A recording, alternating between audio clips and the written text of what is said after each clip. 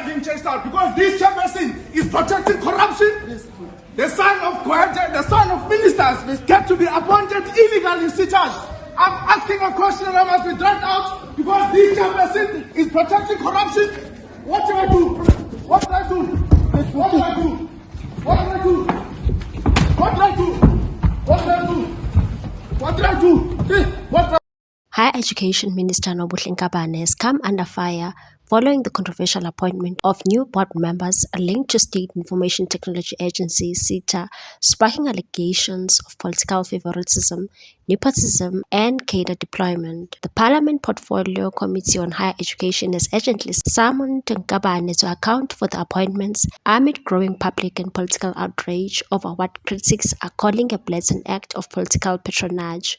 The backlash follows a leaked list of board members, which includes Bayambo Mantashe, son of Mineral Resources and Energy Minister Gwede Mantashe. The inclusion of Mantashe and other individuals with ties to the ruling African National Congress has raised serious concerns over the transparency and integrity of the selection process. An urgent committee hearing was convened on Wednesday to scrutinize the appointments, with lawmakers demanding answers on whether due diligence was observed. Both the Democratic Alliance and the Economic Freedom Fighters condemned the appointments, warning of the creeping politicization of public institutions tasked with critical national development mandates.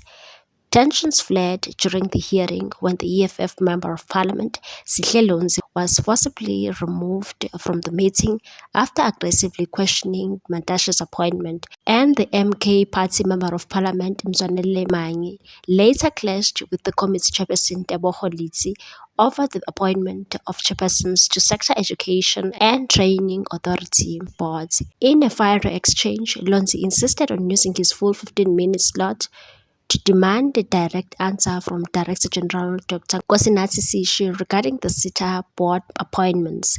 Refusing to be diverted, Director General, have you made appointments to the board chairpersons of SITAs? He repeatedly said so, emphasizing his right to accountability from the department.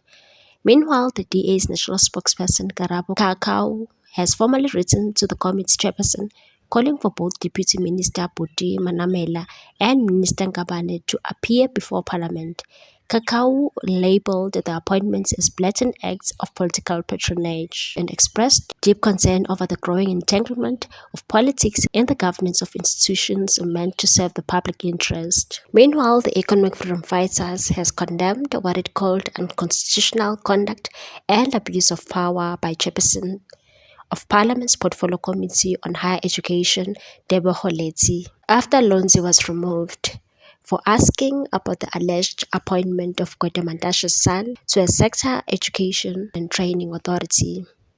EFF spokesperson Sinao Tambo condemned Lonzi's removal as a violent suppression of accountability and an abuse of authority. He said instead of allowing the DG to respond to this legitimate inquiry, Chairperson Teboho Litsi, backed by ANC-aligned committee members, shut down the question, disrupted proceedings, and proceeded to call in parliamentary security personnel to forcibly remove Komisa Lonzi from the meeting. Let it be known that Komisa Lonzi's only crime was demanding accountability. His question directly addressed the politicization, cadre deployment, and corruption that have become the defining feature of the ANC's relationship with public institutions. Tambo claimed the appointments are glaring examples of political patronage, adding that SITAs are being turned into ANC deployment zones for loyal cadres and relatives of senior party members. The ANC in Parliament rejected the allegations, describing them as spurious and accusing the EFF of staging a coordinated attack on Litsi. The party said in a statement, Honorable Lonzi is on a wild goose chase.